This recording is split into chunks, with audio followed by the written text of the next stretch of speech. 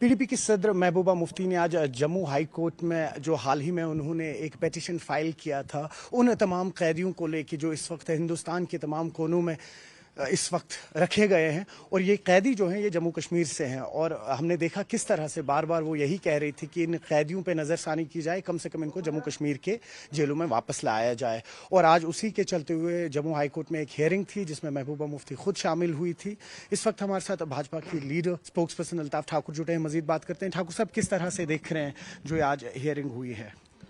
देखिए, जहां तक महबूबा जी का ताल्लुक है, महबूबा जी की पार्टी की लाइन ही या तो टेररिस्टों वाली लाइन है या हुर्रियत वाली लाइन या प्रो पाकिस्तानी लाइन है।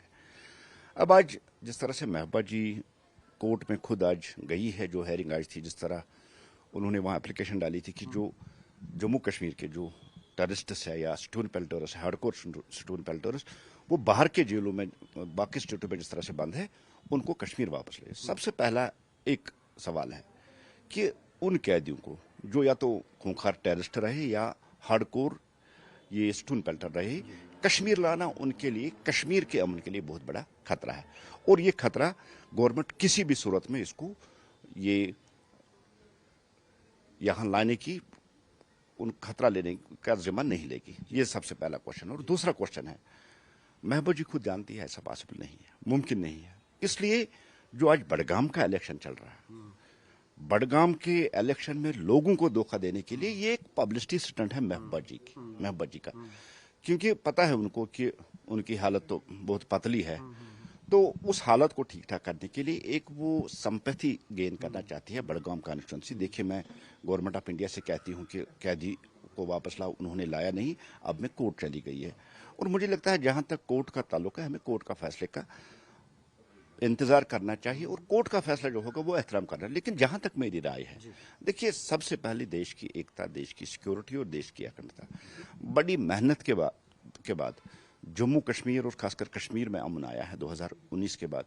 और गवर्नमेंट ऑफ इंडिया को ऐसा कोई खतरा नहीं उठाना चाहिए कि इन जैसे खूंखार आतंकवादी या जो स्टोन पेल्टर्स है उनको कश्मीर लाके फिर कश्मीर के अमन में आग लगाना चाहिए।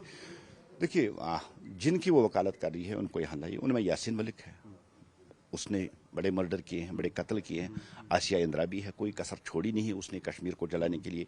नईम खान है, शबीर शाह है, ऐसे मसरत आलम है, ये आप पख्तू है, ये ऐसे खूंखार आतंकवादी है जिन्होंने दहाइयों तक कश्मीर के बच्चों को यहाँ मरवाया, कश्मीर की अमन को आग लगाया, कश्मीर की प्रॉपर्टी और गवर्नमेंट ऑफ इंडिया के साथ यहाँ उन्होंने जंग छेड़ के रखी थी। और पाकिस्तान की जो पॉलिसी है, पाकिस्तान की जो आइडियोलॉजी है, वो यहाँ और दहशतगर्द पैदा करने वाले यही लोग हैं, यही इन फैक्ट्रियों के हेड थे जो दहशतगर्द यहाँ बनाते थे। गवर्नमेंट ऑफ इंडिया ऐसा कोई फैसला नहीं करेगी जिससे कश्मीर में हालात फिर बिगड़ेंगे। और इन जैसे खूंखार दहशतगर्दों को कश्मीर लाना, ये कश्मीर के अमन के लिए खतरा है।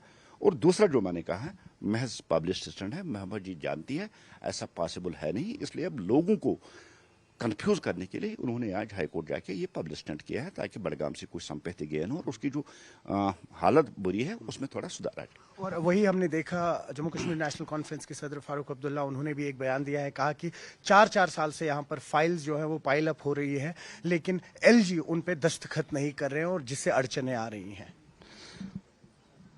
देखिए, नेशनल कॉन्फ्रेंस झूठ पे झूठ बोल रहा है, उनकी गवर्नमेंट ही झूठ पे झूठ बोल रही है। अभी 1 साल इनकी गवर्नमेंट को हो तो 4 साल की फाइलें पेंडिंग का है। फारूक साहब इस सवाल का जवाब दे दी। और जहां तक फाइलों का ताल्लुक है, हमारे LOP साहब ने भी ये क्लियर कर दिया कि कितनी फाइलें क्लियर हुई है।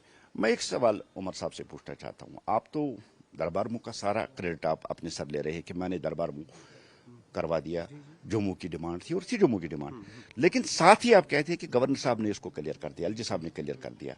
तो मुझे बताइए, LG साहब कहाँ रखना डाल रहे हैं आपकी काम में? आपको लोगों को बिजली देनी है, गवर्नर साहब ना कहेंगे, पावर देना है, पानी देना है, वो कभी उन्होंने ना नहीं किया।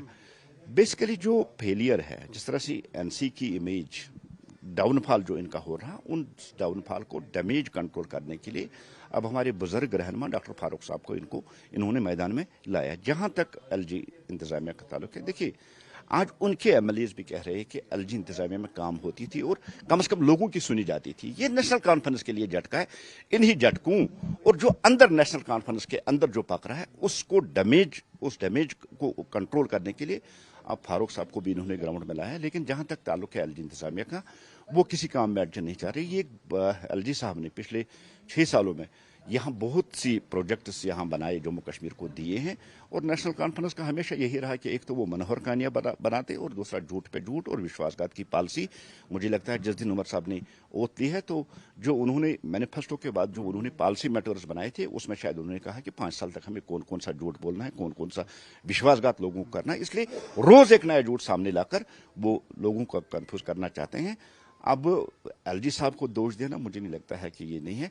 जहां भी कमजोरी है, जहां भी आपको लगता है कि लोग नाराज है या उनके अंदर के जो एमएलए नाराज है, वो नेशनल कॉन्फ्रेंस के झूठ और विश्वासघात से नाराज है। बहुत शुक्रिया। न्यूज़ 18 के लिए खान के साथ श्रीनगर से मैं सरोज कफील।